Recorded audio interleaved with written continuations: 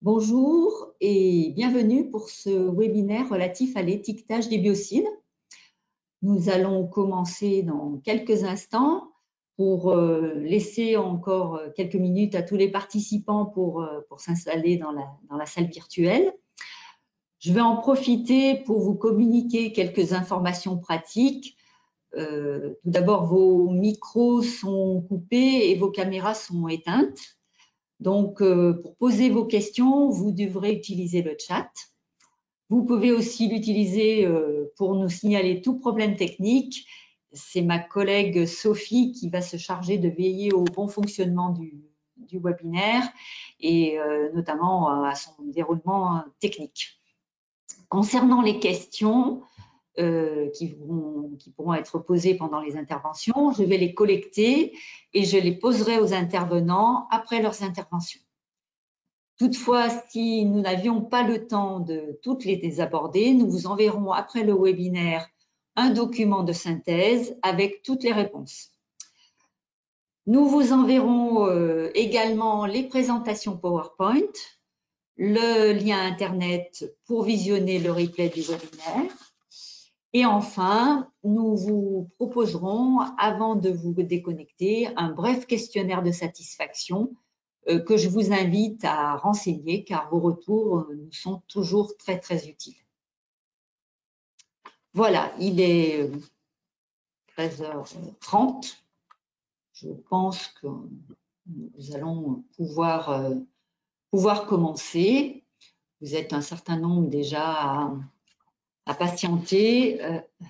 Donc, je vous propose qu'on commence sans plus tarder puisque nous n'avons qu'une heure.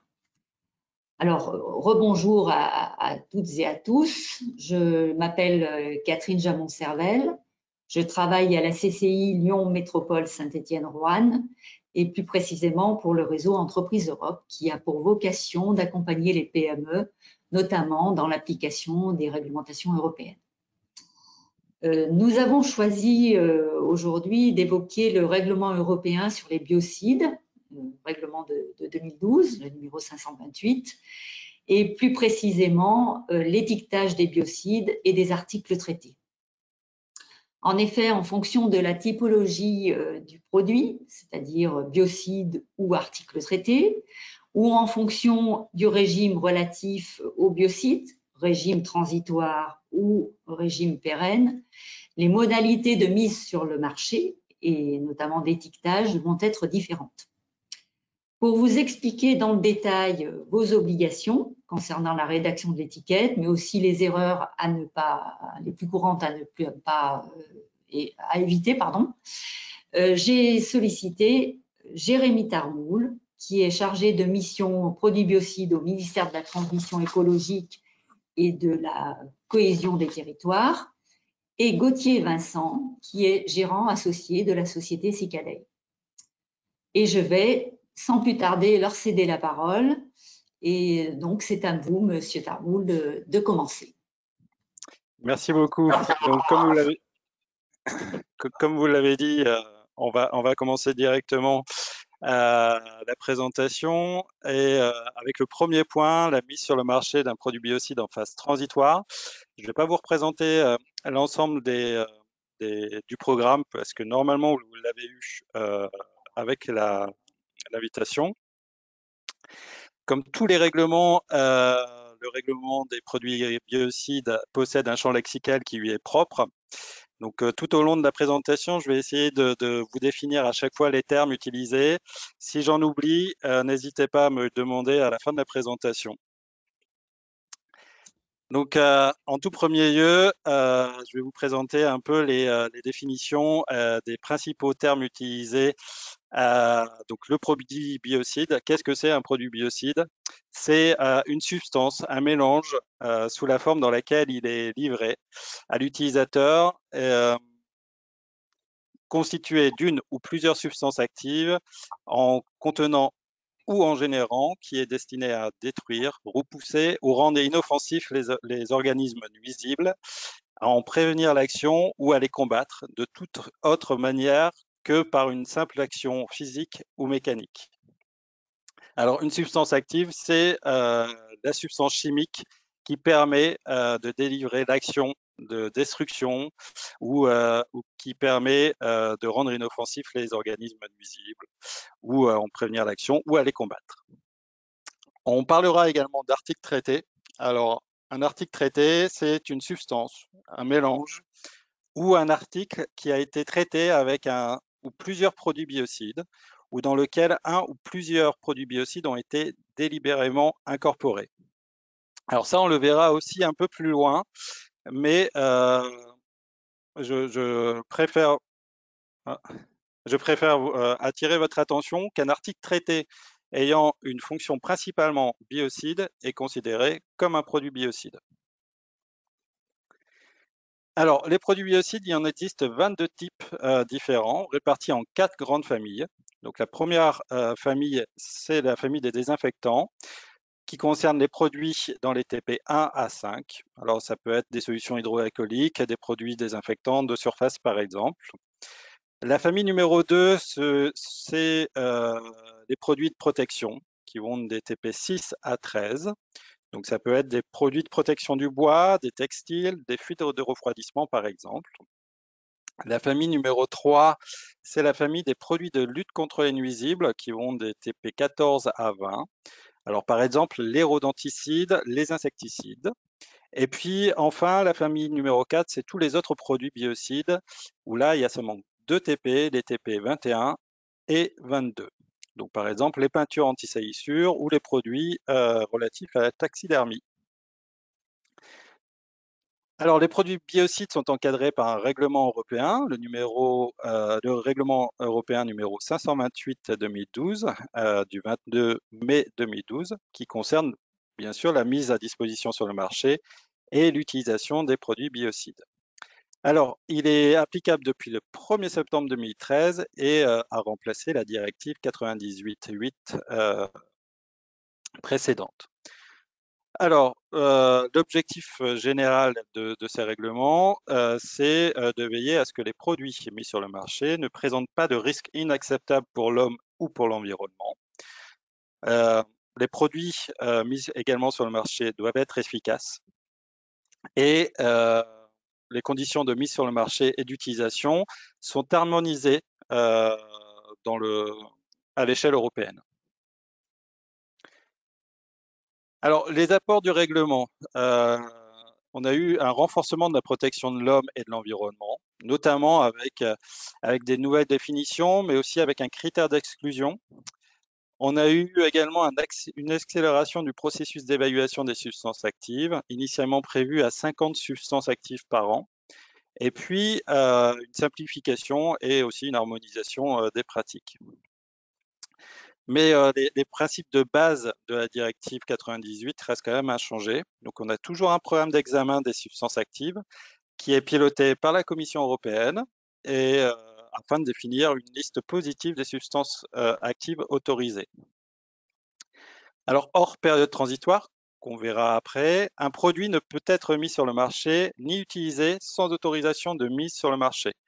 On appelle ça une autorisation de mise sur le marché national. Et puis, il y a également un principe de reconnaissance mutuelle entre États membres. Alors, on a également un encadrement réglementaire français, notamment par le Code de l'environnement. Alors, ce sont les articles S522.1 à S522.19 et les articles réglementaires R522-1 et R522-25. On a également quatre arrêtés. Donc le premier est relatif aux redevances qui doivent être perçues par l'ANSES dans le cadre de leur travail. L'arrêté du 19 mai 2004 également donc, concerne l'étiquetage en période transitoire, qu'on verra un petit peu plus loin. Celui du 9 octobre 2013 modifié concerne les certibiocides. Je vous ferai également un léger point à la fin. Et puis, l'arrêté du 20 avril 2017, relative aux conditions d'utilisation de certains produits, les TP8 et TP14.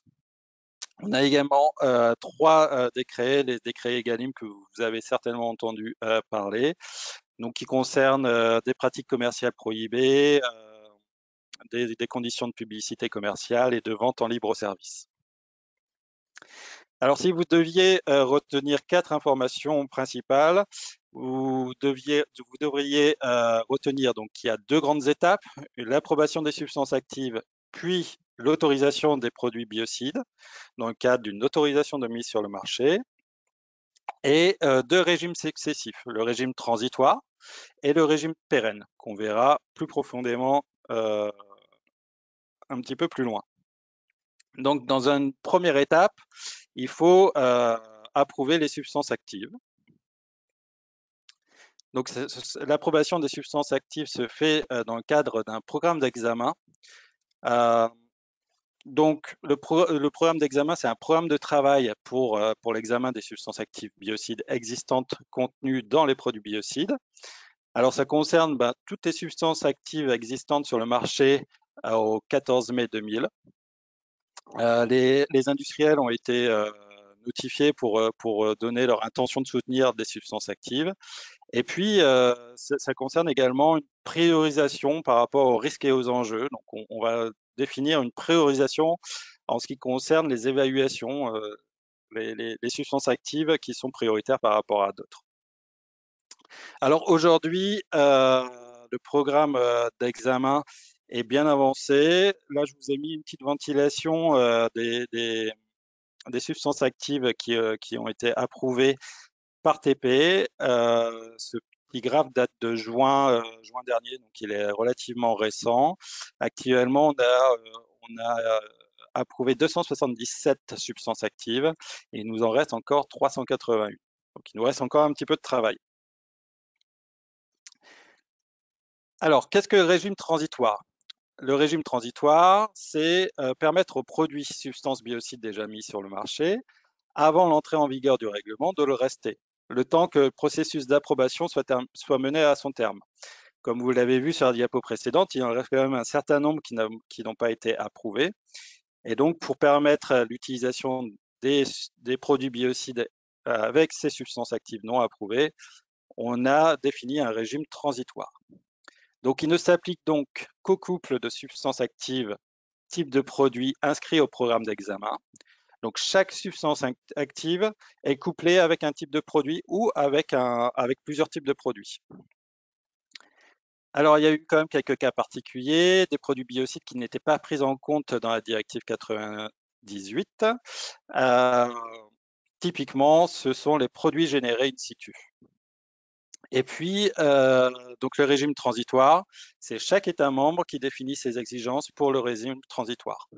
Donc, vous aurez des régimes qui seront donc des exigences différentes selon les pays. Alors, je vous ai fait un petit arbre logique pour déterminer si vous êtes en régime transitoire ou en régime pérenne. Donc déjà, la première question à vous poser, c'est est-ce que toutes les substances actives biocides contenues dans le produit sont dans le programme d'examen? Si c'est non, ça veut dire qu'il y a une substance active qui n'est pas dans le programme d'examen et donc c'est une nouvelle substance. Et donc dans ce cas-là, il faut déposer un dossier de nouvelle substance et donc le produit biocide ne pourra pas être mis sur le marché. Si à l'inverse, toutes les substances actives biocides contenues dans le produit sont dans le programme d'examen, alors il y a une deuxième question qu'il faut se poser, c'est est-ce que toutes les substances actives biocides contenues dans le produit ont-elles été approuvées? Si c'est non, ça veut dire que vous êtes toujours régi par le régime transitoire. Donc typiquement, si vous avez un produit biocide avec deux substances actives, l'une qui a été approuvée et l'autre non approuvée, vous restez quand même en régime transitoire, bien que vous avez quand même une substance active approuvée, mais pas la seconde.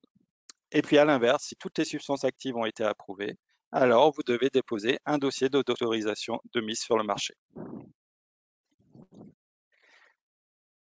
Alors, donc en France, nous avons des obligations particulières.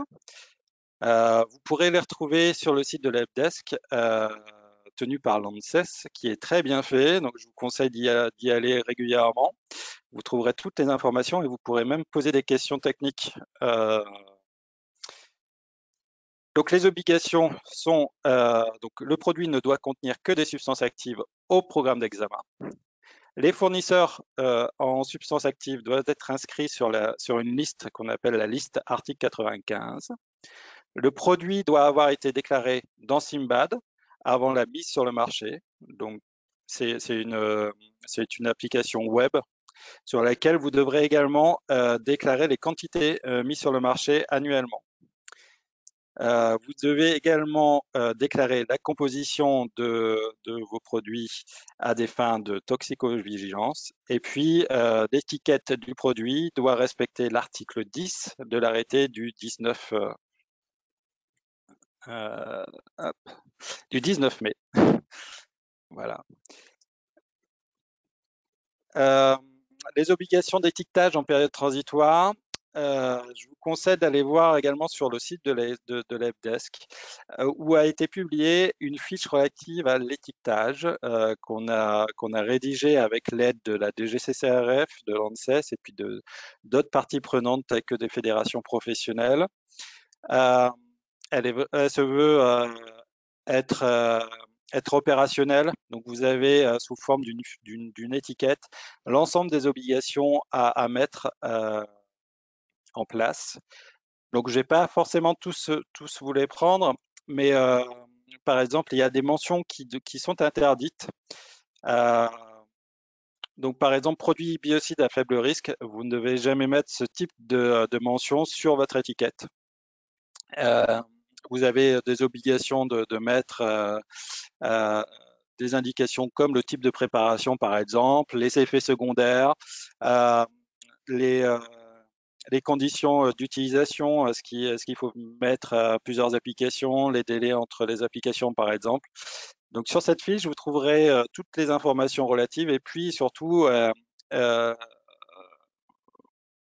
de quel article ça découle et de pourquoi c'est une obligation.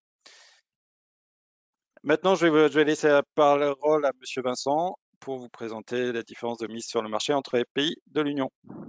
Merci, bonjour à vous. Alors,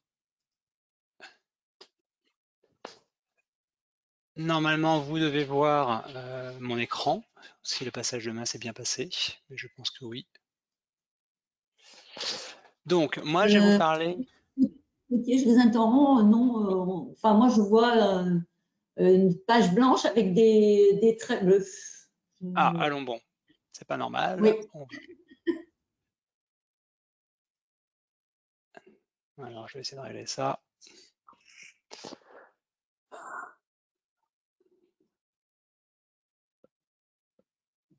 Alors là, on voit, mais voilà, c'est bon. Parfait. Voilà. Bon, en fait, Non, je non, viens juste non, non, non, on est revenu, on a la présentation qui n'est pas en plein écran. Vous avez, okay. il y a l'animation, voilà, l'animation suivante aussi. Il faudrait mettre la diapo en plein. Voilà, très bien. Ouais, je viens de découvrir donc je suis en 2 écrans et 2 qu'il ne faut pas anticiper. J'avais mis déjà en mode présentation avant, mais il ne l'avait pas pris en compte. Donc voilà, donc moi je vais vous parler un peu maintenant de la phase transitoire dans les autres pays de l'Union européenne. Vous avez vu, on vient de vous présenter qu'en France, on a la déclaration Simbad, qui est une déclaration, je vous ai mis 3 types en haut, enfin, que j'ai estimé, hein, les dossiers transitoires à faire, qui sont juste une information, les dossiers simples, les dossiers complexes. Simbad, on va dire qu'il est plutôt dans les dossiers simples, puisque quand vous faites un Simbad, vous allez mettre la substance active, son pourcentage massique, sa FDS, etc. Mais vous n'avez pas encore, enfin une fois que vous avez fait Simbad, il est validé, il est pris en compte automatiquement. Il n'y a pas de validation des autorités derrière, c'est lors des contrôles que ça va se faire. Dans les autres pays, ça peut être totalement différent. Donc typiquement, le côté des pays où on vend très peu de choses, où on a juste une information par courriel par exemple, il n'y en a pas beaucoup. Il y a l'Autriche. Voilà, l'Autriche, c'est juste une information par courriel et encore depuis qu'il y a eu le PCN, donc les centres anti-poison mis en place, ce n'est plus du tout obligatoire. Après, vous avez les autres dossiers qui sont un peu comme Simbad, je vais y revenir derrière avec des nuances bien évidemment, mais là je vous ai mis un exemple, l'Allemagne et l'Irlande. Et des dossiers plus complexes, où je vais montrer des exemples aussi, où là, il va falloir commencer à donner pas mal de données, notamment des tests d'efficacité, des étiquettes, et il y aura une vérification quasiment automatique des autorités. Puis, il y a d'autres pays qui ont un peu les deux, c'est suivant les TP. Donc ça, c'est-à-dire suivant votre TP, vous allez vous retrouver dans une solution un dossier simple ou un dossier complexe où les délais sont totalement différents. Donc, premier exemple hors France, l'Allemagne. L'Allemagne, c'est un dossier qui est simple, qui est plus simple que Simbad, si on s'amuse à faire une échelle entre les deux. Vous allez sur un site internet prévu pour, et vous déclarez votre produit, les substances actives et pourcentage massique. Depuis cette année, on vous demande en plus les fournisseurs, article 95, et vous validez, et ça va s'arrêter là. On va vous fournir un numéro d'enregistrement. C'est extrêmement rapide, c'est simple. La seule chose à prévoir dans le futur, c'est que ce numéro que vous avez de déclaration biocide par produit, il va falloir le faire figurer sur l'étiquette. Donc, vous avez tout intérêt à faire ces déclarations avant d'imprimer les étiquettes, sinon vous vous retrouvez pour le marché allemand à devoir mettre à jour vos étiquettes. Toujours un dossier simple, mais à un niveau un peu supérieur cette fois-ci que l'Allemagne ou que la France. Alors quand j'ai niveau supérieur, attention, hein, je parle plutôt au niveau des contrôles qui sont faits derrière de validation. L'Irlande, vous faites un dossier qui va être relu par les autorités. Ils le valideront qu'une fois que les autorités vous redonnez le feu vert. C'est-à-dire que vous ne pouvez pas mettre sur le marché tant que vous n'avez pas le retour des autorités. Donc différent déjà de l'Allemagne et de la France. Alors pourquoi je le mets quand même dans le simple? Puisqu'on va vous demander les compositions à 100% de votre produit biocide, les FDS, la substance, des coformulants, de substances actives et du produit fini, les fournisseurs, etc. L'étiquette notamment. On ne va pas encore vous demander les tests d'efficacité ou autres. Mais lors de l'évaluation par les autorités, si ces derniers, en lisant votre étiquette, voient des allégations qui sont plutôt inhabituelles ou ils veulent aller plus loin, ils peuvent vous contacter pour demander les tests d'efficacité qui sont en lien. Donc l'Irlande, je vous ai mis une redevance, 300 € par non commerciaux. Vous avez 5 produits qui sont exactement les mêmes, 5 non commerciaux, ben il faudra faire 5 dossiers. Le délai, c'est très variable, ça dépend un peu de leur charge. Le délai annoncé, c'est 2 mois. Nous, on a eu des dossiers qui ont pris plus d'1 an, parce qu'on a eu quelques échanges ou autres, et que le temps d'enclencher la chose, suivant la charge qu'ils ont, puisque ça arrive de manière discontinue, ils ne peuvent pas forcément le surveiller. Donc ça, c'est des délais qu'il faut aussi bien anticiper, même si 2 mois, 1 an, c'est quand même assez large. Mais 1 an est exceptionnel. On passe au dossier complexe, la Belgique. La Belgique, on fait un dossier d'enregistrement par une plateforme et là, on va déposer les tests d'efficacité qui vont prouver les allégations. Suivant le produit, on peut faire une évaluation complète, on va demander encore plus d'informations sur les tests des résidus, etc. Donc là, comme l'Irlande, vous devez valider ce dossier avant la mise sur le marché. Il y a une redevance qui est de 1 000 € par produit et le délai va être alors classiquement 2-3 mois si c'est un produit simple avec des échanges ou en cas de problème de surcharge, ce qu'a eu la Belgique il y a 2 ans, ça peut aller jusqu'à 1 an. Maintenant, on est plus revenu dans des délais de 3-4 mois avec eux. Particularité sur l'étiquette, c'est que vous allez devoir mettre le numéro du centre antipoison belge et le numéro de déclaration biocide. Donc 2 infos à rajouter qui ne fera pas oublier comme l'Irlande. On passe à un niveau supérieur en dossier complexe, la Pologne, où là il faut envoyer un dossier par la poste, toutes les parties doivent être quasiment traduites en polonais par un traducteur assermenté. C'est très long, la correspondance se fait uniquement par courrier, donc nous on a eu le souci, on a eu le retour des autorités qui nous donnaient 1 mois pour répondre, le temps que toute la lettre, le cheminement, on avait déjà perdu 15 jours. Et le temps que nous, on renvoie, on perdait à nouveau 15 jours. Donc, on n'avait qu'une journée pour répondre au final. Donc, ça va être assez compliqué là-dessus. C'est des dossiers dans ces pays où il faut mieux généralement avoir une filiale là-bas qui fait le travail à distance. Ça peut être chaud. Des dossiers un peu, je vous disais qu'ils font les deux sur un TP. Le Portugal, si vous êtes du type 1 à 13 ou 21 à 22, vous avez une notification. On retrouve des informations très simples à fournir. Si vous passez 14 à 20 en TP, cette fois-ci, on va vous demander plus d'informations à fournir, des justifications de classification à partir de la bibliographie ou des choses comme ça. Pas de redevance et les délais sur votre notification sera 15 jours, 1 mois, pas de spécificité sur l'étiquette à mettre. L'Italie, alors l'Italie, c'est soit vous n'avez rien, vous voyez les différentes listes de TP où il n'y a rien, mais dès que vous êtes dans les TP 1, 4, 5 et les 18, 19, il va falloir un dossier qui est très complexe puisqu'il faut fournir des tests de stabilité, les méthodes d'analyse des substances actives, une lettre de l'entreprise qui produit le biocide prouvant que la qualité est bien suivie, que chaque fois on aura les mêmes lots avec la même composition, etc. Les redevances, on a 4 500 € parce qu'il y a 2 redevances à payer, il y a 2 organismes différents. Sur l'étiquette, il faudra mettre le numéro d'autorisation plus une phrase type qui renverra via le numéro d'autorisation en indiquant que ça a bien été évalué par les autorités. Le délai, en fait, c'est des dossiers qu'on envoie par papier en AR.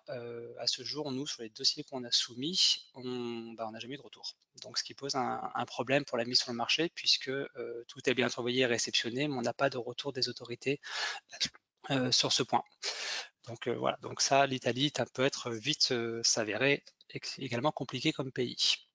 Donc concrètement, je vous montrer quelques pays, c'est vraiment pour vous montrer que en période transitoire, chaque pays a ses propres règles. Que le contenu de l'étiquette peut être impacté, donc il faut mieux imprimer après qu'on ait les autorisations transitoires selon certains pays, sinon vous vous retrouvez à modifier les étiquettes. Alors, non seulement il y a le numéro, mais en plus la Belgique peut vous dire qu'elle n'est pas d'accord sur l'allégation que vous faites ou sur le mode d'emploi que vous faites et vous demander de modifier ça. Donc il faut vraiment pour ces pays-là ne pas imprimer l'étiquette finale avant toute validation. Si vous avez une étiquette multilangue, vous pouvez avoir des différences dans les langues au final. Des coûts sont plus ou moins importants à prévoir avec les redevances et les délais également sont très variables puisqu'il faut chaque fois que le dossier soit validé, soit avec un accusé de réception pour les types tels France, Allemagne ou autres. Mais vous avez vu, les délais peuvent être très longs et tant que ce n'est pas validé, si vous mettez sur le marché, vous n'êtes pas conforme réglementairement durant la période transitoire. Voilà, donc je vous montrerai tout à l'heure, quand je reprends la parole, des exemples de contrôles qu'on a pu avoir uniquement pour la France, mais qui finalement reposent également sur les allégations ou l'étiquetage lui-même. Donc je repasse la parole à Monsieur Tarmoul pour la suite. Merci.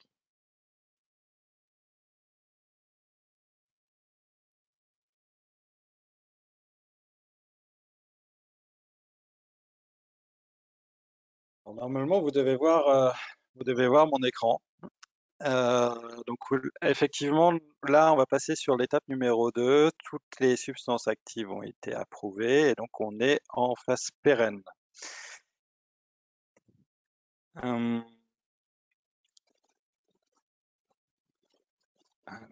Alors, lorsque toutes les substances actives d'un produit ont été approuvées pour le TP concerné, une autorisation de mise sur le marché doit être demandée pour mettre ou pour laisser le produit sur le marché. On ne peut plus utiliser la phase transitoire. Alors, le processus d'attribution ou de refus d'une AMM, c'est déjà une évaluation qui doit être réalisée par une autorité compétente d'évaluation nationale. En France, c'est l'ANSES. Il existe plusieurs types d'autorisation de mise sur le marché. On peut avoir une autorisation de mise sur le marché demandée à l'échelle de l'Union. Alors là, le rapport d'évaluation est envoyé à l'Agence européenne de la chimie, donc l'ECHA. Donc la Commission européenne émet un projet d'avis et il y a un vote des États membres en comité réglementaire. La deuxième possibilité, c'est de demander une autorisation de mise sur le marché à l'échelle nationale. Alors là, l'autorisation de mise sur le marché est délivrée par l'autorité compétente d'évaluation, donc en France, l'ANSES. Et puis, on peut avoir des processus de reconnaissance mutuelle avec d'autres États membres.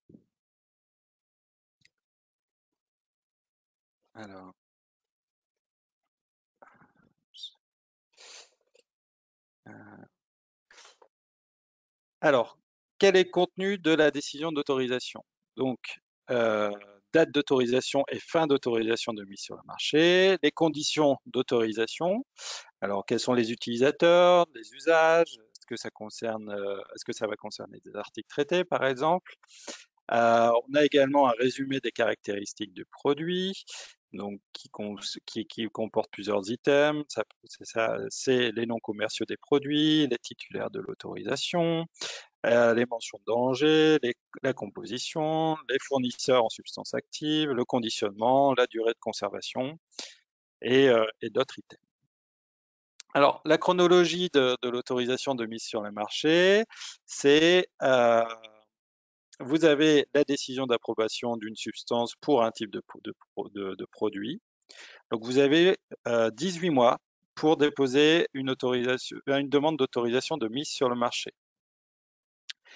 Donc, si cette demande n'a pas été faite dans les 18 mois, 6 mois après, vous avez une interdiction de mise sur le marché pour votre produit.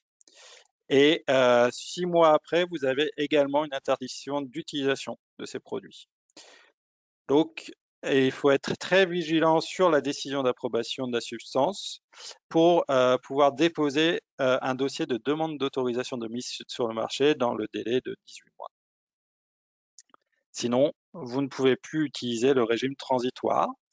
Et donc, si vous avez fait cette démarche de demande d'autorisation de mise sur le marché, tant que votre dossier n'a pas été évalué par l'autorité compétente, vous pouvez continuer à mettre sur le marché. Donc, les obligations d'étiquetage en période pérenne ne sont pas les mêmes que pendant la période transitoire. Là, c'est l'article 69 du règlement R528-2012 qui définit les règles. Mais donc, vous avez également dans la fiche mentionnée tout à l'heure, que vous trouverez également sur le LabDex biocide, l'ensemble des obligations à respecter. Donc, il y a toujours des mentions interdites sur les étiquettes.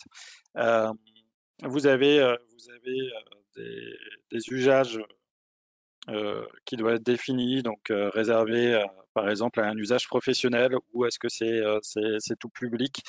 Donc vous avez toutes ces indications-là à mettre en place sur votre étiquette.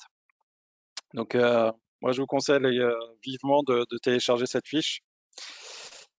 Voilà, donc si vous avez bien compris, donc vous avez le régime transitoire et le régime pérenne, donc avec des obligations différentes dans les deux régimes. Donc des obligations de la période transitoire, ça concerne donc les produits dont des substances actives sont présentes sur le programme d'examen.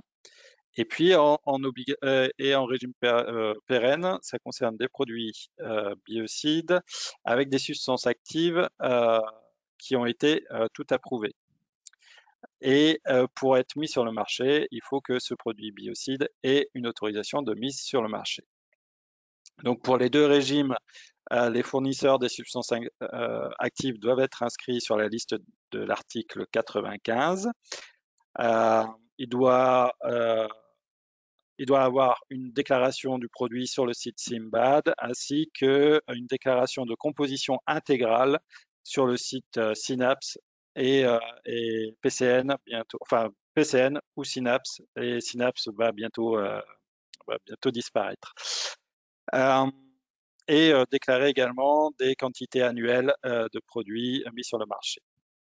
Donc en régime transitoire, l'étiquetage est défini par l'article 10 de l'arrêté du 19 mai 2004 et en régime pérenne, c'est l'article 69 du règlement des produits biocides.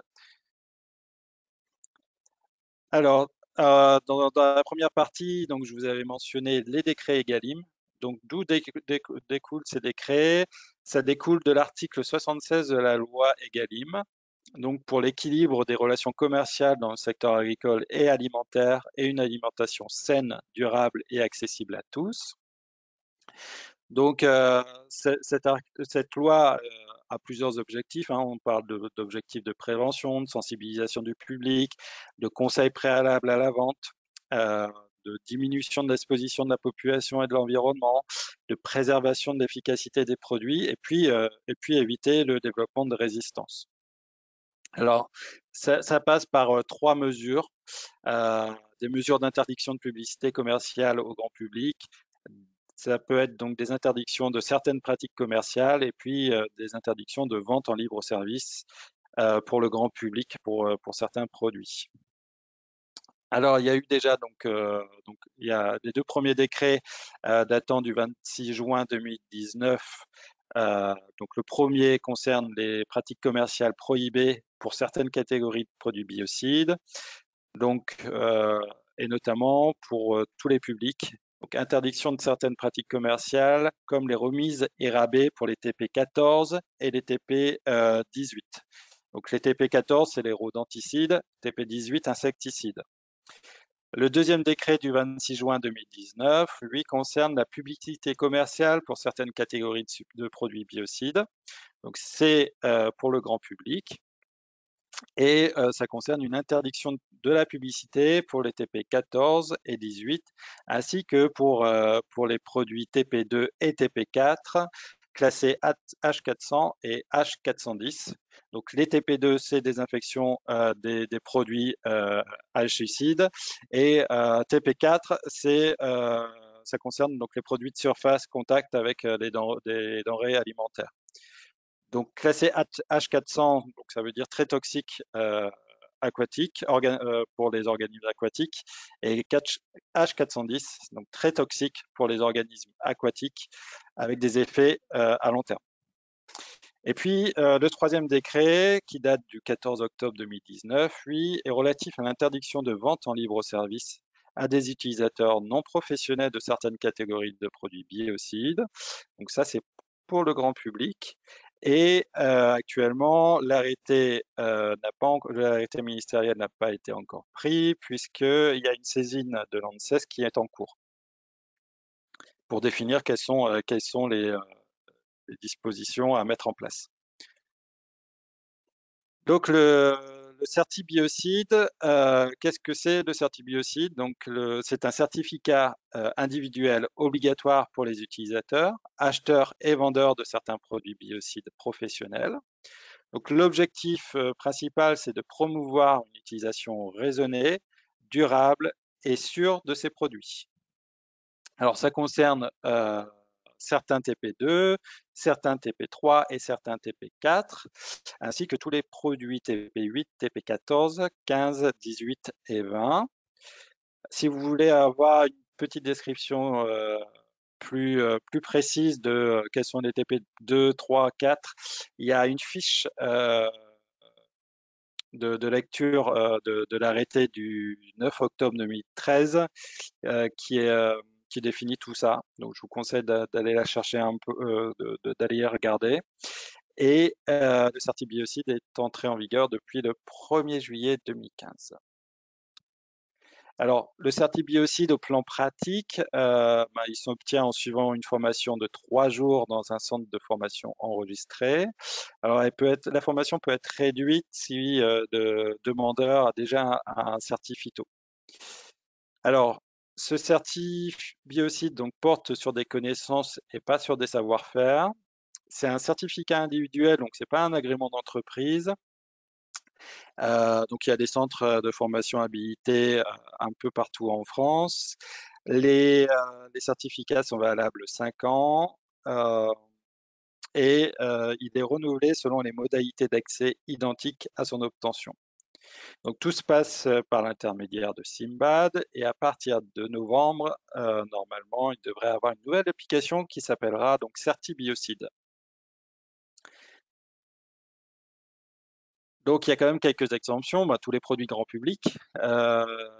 Pour les sapeurs-pompiers également, il n'y a pas besoin de certibiocide, et les produits utilisés dans un processus de production, transformation. Il existe des mesures transitoires pour les nouveaux arrivants, donc il y a un délai de 3 mois pour acquérir le certibiocide pour les nouveaux arrivants, mais pendant ces 3 mois, ces personnes doivent être accompagnées d'une personne ayant le certificat valide. Et ne peut pas avoir plus de 1/10 des effectifs avec les conditions de nouveaux arrivants dans l'entreprise. Donc à l'heure actuelle, le certibiocide donc a été délivré. Donc 41 000 certibiocides ont été délivrés avec des formations de 3 jours principalement et à travers de 180 centres de formation habilités.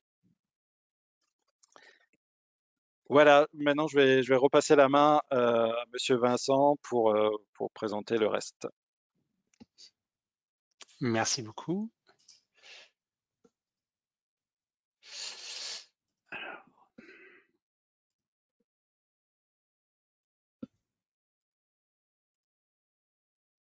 Voilà, logiquement, j'espère que cette fois-ci j'ai bien fait la bonne démarche, vous devez voir mon écran sur la suite. Madame Jamon-Serrel n'intervient pas, donc je pense que c'est bon. Donc, moi, je vais vous présenter maintenant un petit passage avant qu'on passe sur des exemples de retour de contrôle sur les articles traités. On en a parlé tout à l'heure, donc on a donné la définition d'un article traité.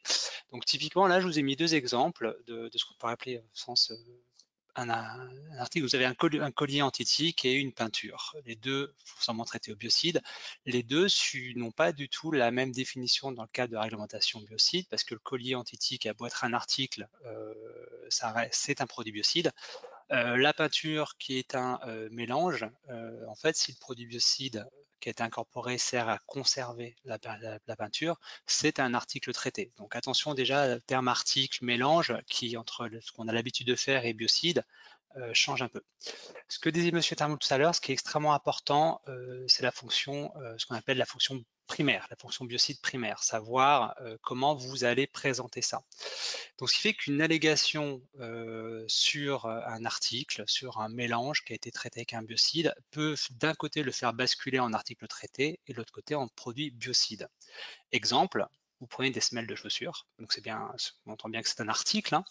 Vous dites que vous allez traiter avec un produit biocide pour protéger la semelle, les moisissures, etc., etc. On est bien article traité.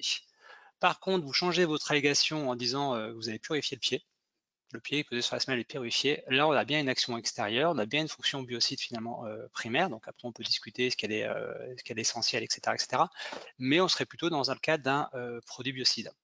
Ce genre d'allégation qui peut changer la donne, on en a vu pas mal, je ne sais pas si ça vous parle durant est-ce que vraiment fini, on ne sait pas, la situation Covid, puisqu'on a vu beaucoup d'articles au niveau des machines où on avait des boutons qui étaient traités et on a des allégations qui étaient faites protège du Covid ou des choses comme ça. Donc c'est clair qu'il y a une différence quand vous allez traiter un bouton sur une machine pour empêcher que le virus se développe dessus ou autre, ou quand vous annoncez que quand le travailleur appuie sur le bouton de la machine, ça va éliminer le côté Covid.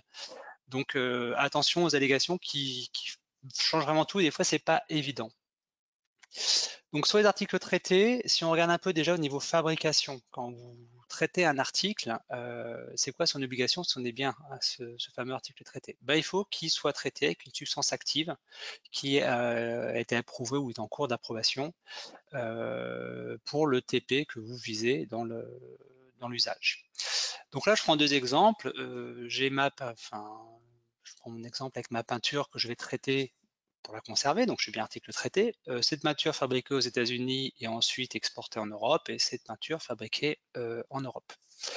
Donc l'obligation de base que je vous ai repris dans l'article 58.2, c'est qu'il nous faut bien que le couple substance active type de produit utilisé soit approuvé ou en cours d'approbation. Donc là, aucune différence sur les deux. La différence vient sur la suite. Votre peinture, si elle est fabriquée et traitée aux États-Unis, tout le process de fabrication ne concerne plus l'Europe. C'est la réglementation américaine qui va s'imposer. En Europe, par contre, si vous fabriquez, le process de fabrication est concerné par la réglementation européenne. C'est-à-dire que vous devez traiter cette peinture avec une substance active qui vient d'un fournisseur de l'article 95 et avec un produit biocide qui est autorisé, qu'on soit en phase pérenne ou transitoire, en conséquence. Donc vous voyez déjà, suivant l'origine de fabrication de votre article traité, les obligations vont être bien différentes. Enfin, l'obligation est toujours la même, mais les conséquences qui s'en suivent derrière sont bien différentes. Donc après, on a notre article traité, on respecte bien les obligations. C'est quoi la suite? En fait, on a l'étiquetage qui peut s'avérer obligatoire si vous faites une réclamation de l'effet que l'article traité a des propriétés biocides qu'il protège ou autres, ou si lorsque la substance active a été approuvée au niveau européen, le règlement d'approbation vous demande de marquer des choses spécifiques pour les articles traités. Vous ne répondez pas à ces deux cas, pas d'étiquetage. Vous répondez à un de ces deux cas.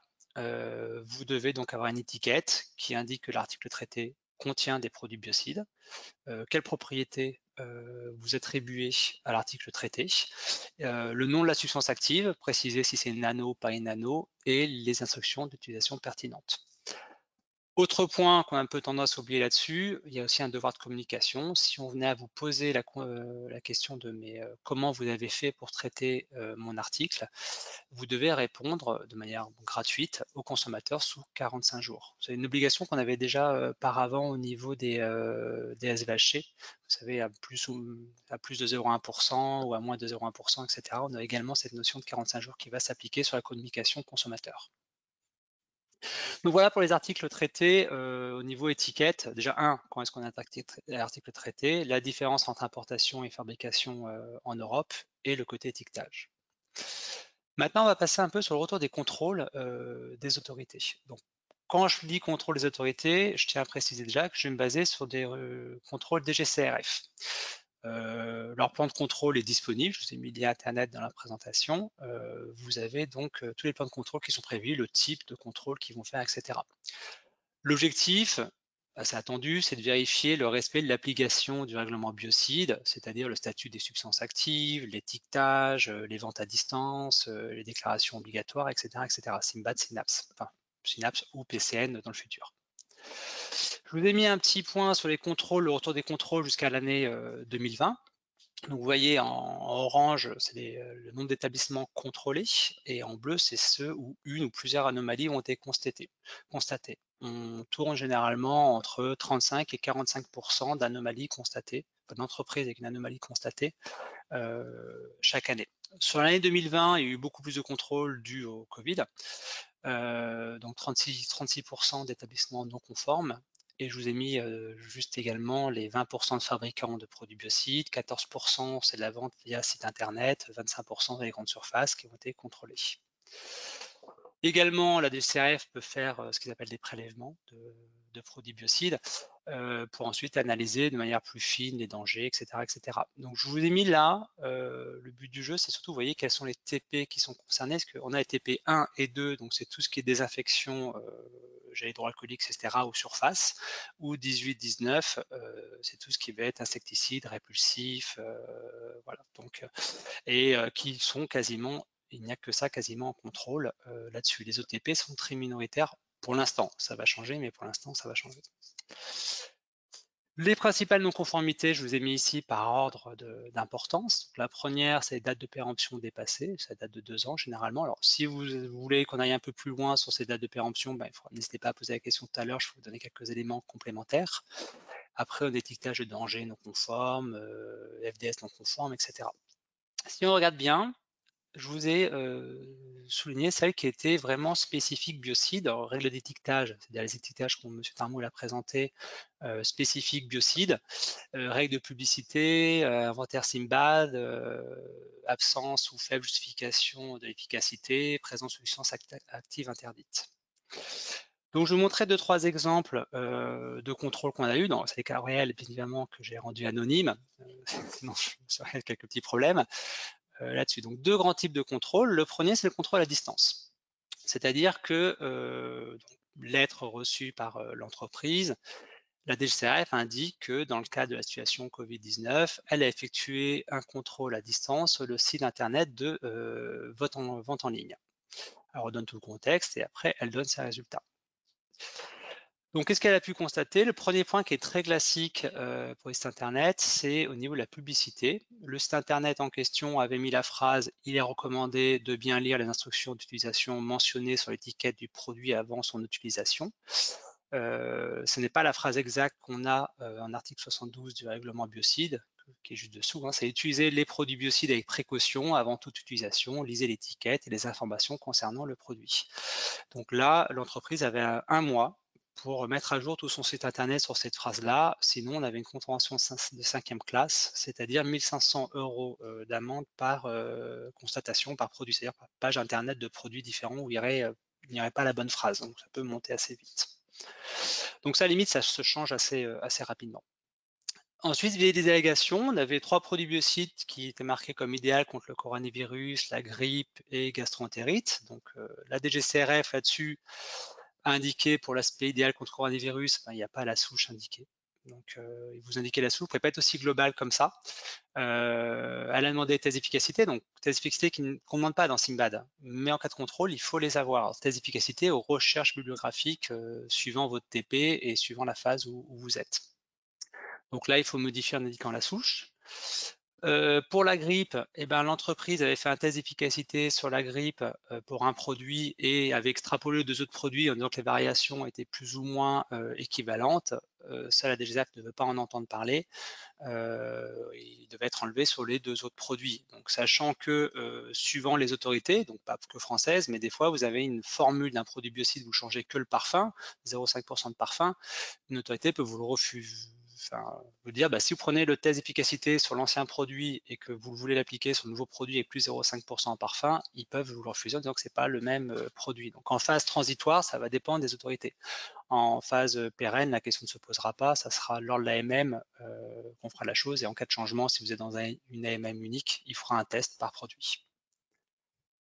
Au niveau gastroentérite, le tour de l'autorité, c'était déjà, vous ne pouvez pas clamer une allégation sur un gastroentérite d'origine parasitaire. Et tout ce qui est bactérien et viral, il faut le test pour le prouver. Si vous ne l'avez pas, vous les supprimez. Toujours sur les allégations, on avait une norme EN 1650, donc c'est une norme, les gens qui font du TP1 la connaissent bien, qui était que sur une souche, alors que normalement elle doit être sur 2 souches. Donc la DGSAF ne peut pas voir EN 1650 apparaître, elle veut bien voir apparaître efficace contre la souche testée, mais pas voir apparaître la norme si elle n'est pas complète. Donc tout ça, en termes d'autorité, on peut considérer que c'est des informations destinées à nuire ou induire en erreur les consommateurs, donc des pratiques commerciales trompeuses. Modification demandée immédiate, l'entreprise devait tout changer tout de suite ou le prouver rapidement, et dans le cas contraire, l'amende qui, si on va jusqu'au bout, c'est 2 ans d'emprisonnement et 300 000 € d'amende. Donc on est déjà à un autre niveau que la catégorie 5. Maintenant, je vous montre un contrôle sur site.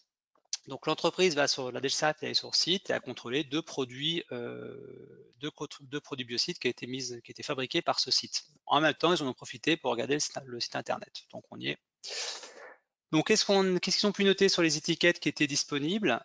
Déjà des allégations, M. Darboul en parlait tout à l'heure, qui étaient totalement interdites, genre respectueux de l'environnement, 100% naturel. Donc tout ça, je vous ai mis le code de l'environnement, c'est interdit sur les produits biocides. Alors ce type d'allégation, attention, il y a de plus en plus de guides ou autres qui apparaissent dessus, d'obligations qui vont évoluer ou autres.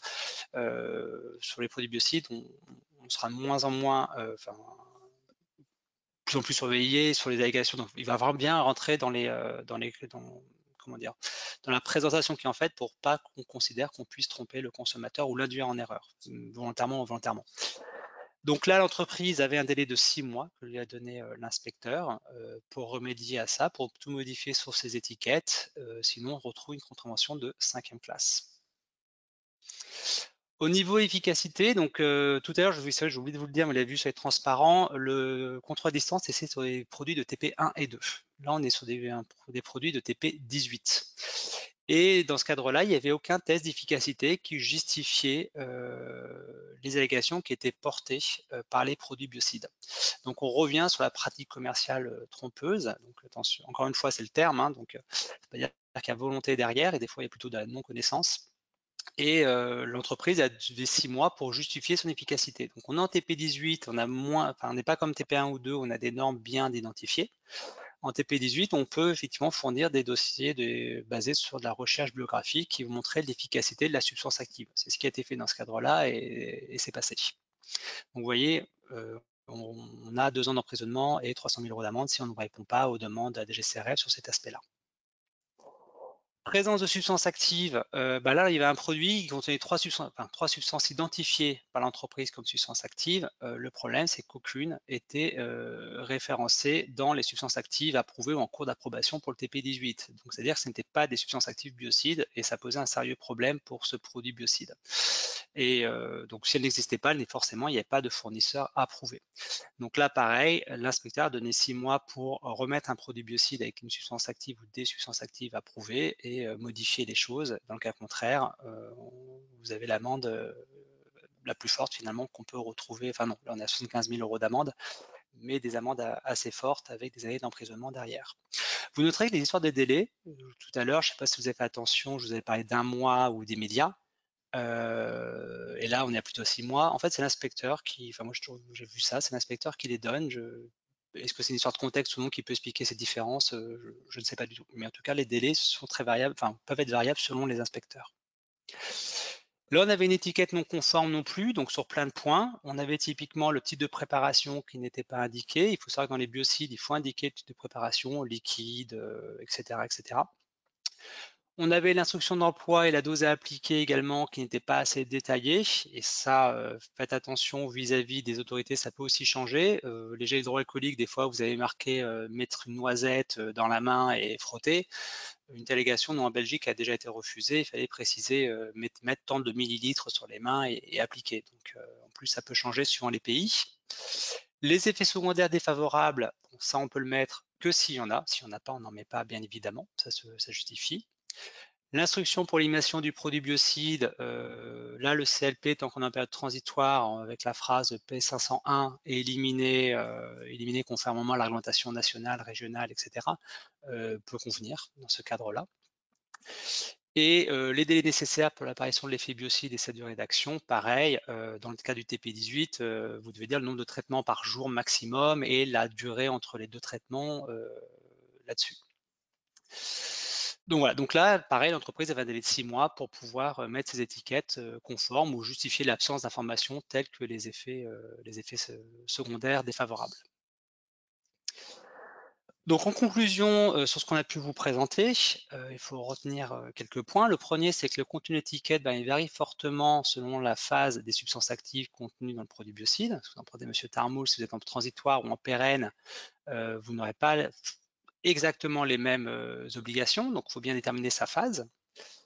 Ensuite, les allégations doivent être justifiées par des données, alors suivant les pays, en France, ça sera présenté lors des contrôles, je parle bien de phase transitoire, hein, et ou dans d'autres pays, ça sera durant le dossier de la phase transitoire. Donc il faut toujours garder une trace justifiant ces allégations, que ce soit des normes ou de la recherche biographique suivant le TP ou autre. Pour un produit biocide mis sur le marché dans plusieurs pays de l'Union européenne, donc je vous disais tout à l'heure, le contenu d'étiquette peut modifier. Donc ça, il faut bien voir cet impact au niveau des impressions, si vous faites des impressions multilangues ou par pays, etc. Ça peut avoir un impact assez fort pour vous.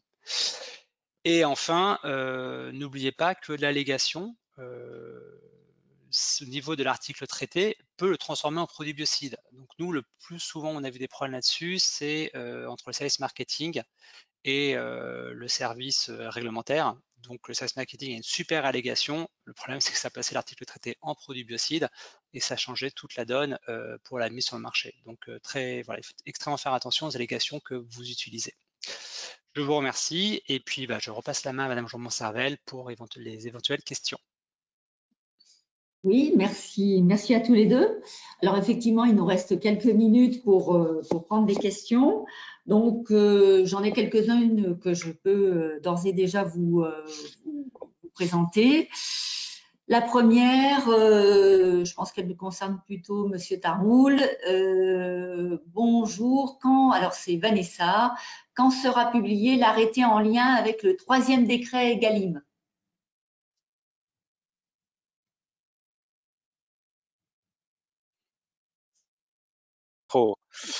Est-ce que vous m'entendez? Oui. Donc pour l'instant, il y a toujours les travaux de l'ANSES, donc on est en attente, on y travaille. Personnellement, je ne sais pas. Voilà, c'est toujours en cours pour le moment. Vous avez une idée? Ce serait quelques mois, quelques semaines? Non, personnellement, j'ai aucune idée du délai pour faire cet arrêté. Ok, il sera bien sûr une fois adopté, publié au journal officiel, donc il faut surveiller. Oui, de toute façon, il y aura forcément de la concertation avant, donc voilà, il passera pas inaperçu. D'accord. Ok. Alors, une autre question. Pour un produit en régime pérenne et en tant que distributeur de marque propre, qui doit obtenir l'AMM, mon fournisseur ou moi-même? Je ne sais pas, Gauthier, Jérémy? Qui veut répondre? C'est un mot. En fait, si vous êtes en marque propre, si vous laissez votre nom de marque commerciale dessus et votre nom à vous, c'est vous qui devrez avoir l'AMM. Par contre, vous n'êtes pas obligé d'avoir une AMM classique, produit biocide.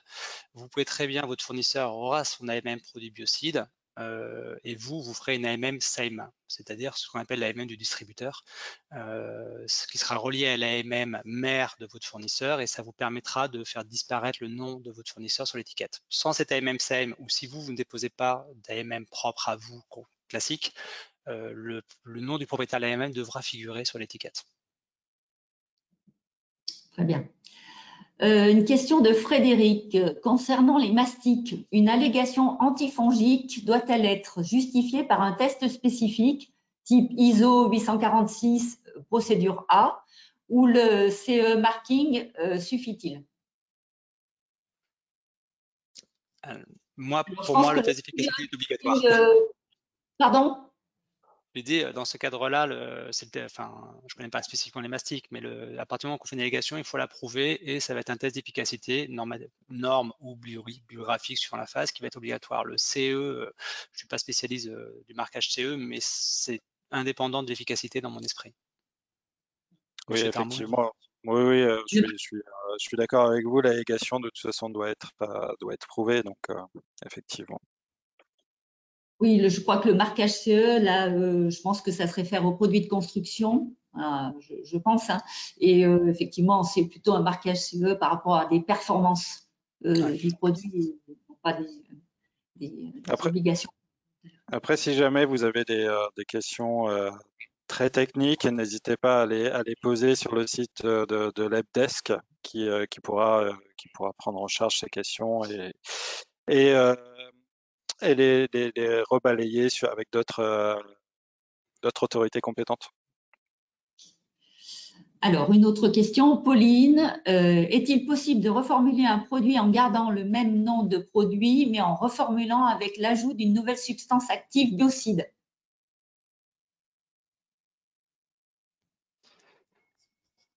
J'ai pas tout entendu la question, mais Est-il possible de reformuler un produit en gardant le même nom de produit, mais en reformulant avec l'ajout d'une nouvelle substance active biocide? Pour moi, non, du fait que c'est pas le même produit biocide, effectivement, il pourra pas garder le même nom commercial, mais à vérifier, mais selon moi, non. Je sais pas si. En phase pérenne, c'est clairement ça ne sera pas possible parce que vous changez la formule, donc voilà. En phase transitoire, ça va dépendre des pays, mais les non commerciaux sont pas suivis comme la phase pérenne. C'est-à-dire que vous pouvez très bien avoir deux dossiers Simbad avec le même nom commercial. C'est pas du tout l'esprit, mais c'est possible. Donc, mais là, par contre, vos consommateurs, enfin vos clients à qui vous vendez toujours avec le même nom commercial en changeant la formule, ça peut poser problème. Mais en période transitoire, suivant les pays ou autres, ça peut être possible. C'est pas voilà, mais en période pérenne, ça ne sera plus. Alors, la question de Sarah. Pourriez-vous nous parler de l'évolution du certibiocide, délais, applications concernées, quid des produits à la fois grand public et pro?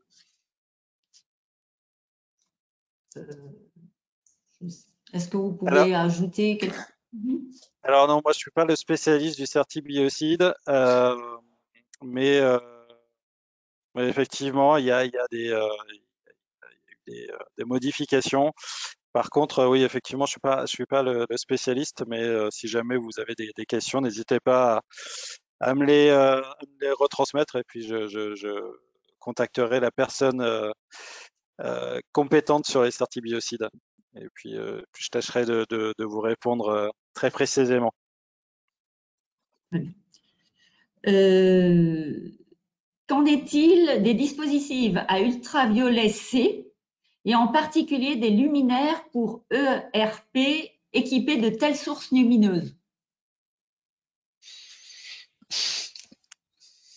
Alors, pour les luminaires ultraviolets. Donc, si vous reprenez un peu la présentation qu'on vous a faite au tout début, on disait que un produit biocide, c'est un produit qui comporte des substances actives, qui en génèrent, qui sont destinées à détruire, repousser, rendre inoffensifs des organismes nuisibles, prévenir l'action ou à les combattre par toute autre façon qu'une simple action physique ou mécanique. Et les ultraviolets, c'est typiquement pas une action chimique. Et donc pour moi, c'est hors champ.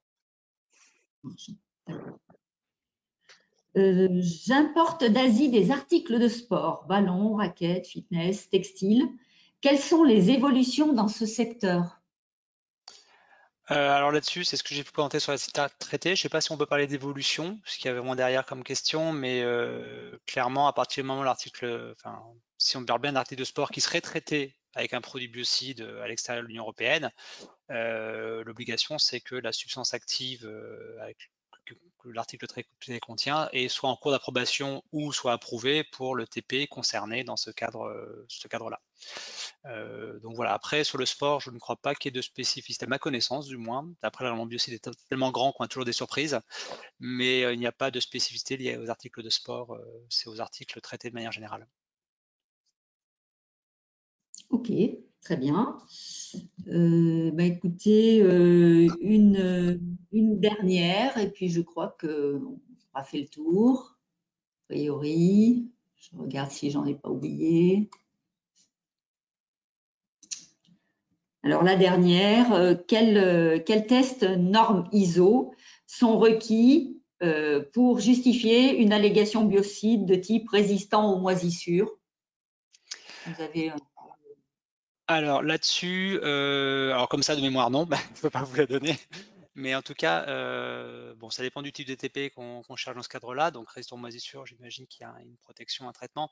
Il y a un guide de l'ECA pour les TP 1 à 6 qui a été fait, qui identifie toutes les normes qui sont représentées. Donc, dans le document avec la réponse aux questions qu'on fera après coup, dont vous parlerez juste derrière, je mettrai la référence et le lien pour aller à ce document qui fournit ce type d'informations. Très bien, parfait. Écoutez, merci. Je me permets juste un dernier petit point, parce que M. Tarmoul parlait du helpdesk de l'ANSES tout à l'heure. Voilà, juste pour info, nous, on fait du biocide quasiment tous les jours, mais on passe par ce site-là quand on a des questions un peu bizarres ou autres. Et voilà, à ce jour, on a toujours une réponse réglementaire sûre et assez rapidement. Donc, c'est un très bon service qu'il faut effectivement bien utiliser. Parfait. Oui, oui, je vous le conseille également. Actuellement, je pense qu'il est indisponible. En tout cas, en début de semaine, il était indisponible. À vérifier, mais c'est très très rare et je pense que c'est indépendant de leur volonté. Mais donc n'hésitez pas à les contacter. Oui, voilà. Très bien. Ce qu'on pourrait éventuellement faire, c'est peut-être remettre l'adresse. Oui, de toute façon, elle est sur la présentation. Vous l'avez mis. Bon, c'est parfait. Très bien. Écoutez, bon, on a un petit peu dépassé l'horaire, mais on va clôturer.